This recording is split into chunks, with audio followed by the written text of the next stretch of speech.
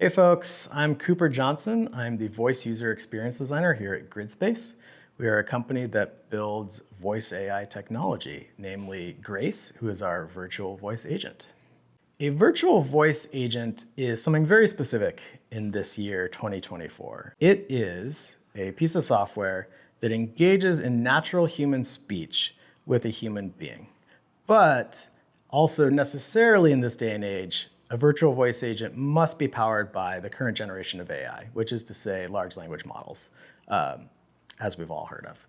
So a virtual voice agent has to have all the components and advantages that we have these days that are granted to us by LLMs.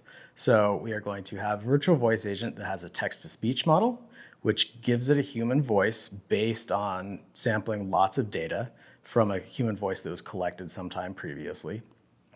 And it will have a dialogue system that lets it interact and improvise within certain predefined limits or boundaries with a human being, such that it is not just something that is a conversation on rails. We're like, if this, then that, if that, then this.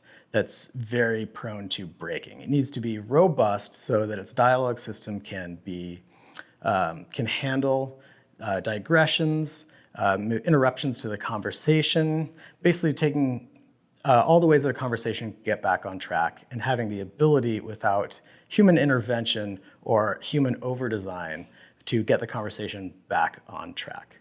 And then just as important these days, and also part of repairing the conversation, a virtual voice agent must be able to do retrieval augmented generation. That's called RAG.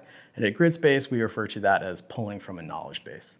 And a knowledge base is kind of an external set of information that you've given to a virtual voice agent that is specific to one job or cluster theme of jobs that you want it to do. So it's basically a repository of information. Could be a set of documents, could point towards a website. There's other ways to do it. But basically it's job-specific information that you give to a virtual voice agent that might not come up in 99% of conversations with a human being. Or it might have information that rarely comes up, but some information from the knowledge base comes up regularly. It's just basically what the virtual voice agent needs to know to cover all its bases.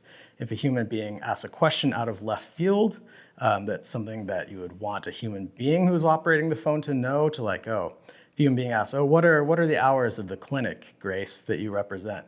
We want our virtual voice agent to be say, oh, we're open on these, from such and such a time to such and such a time on these days, holiday exceptions, whatever. And if a question, say, that a human being asks is way off topic and is not in the knowledge base, we want our virtual voice agent to be able to say, oh, I don't really know anything about that, or I'm not authorized to speak on that.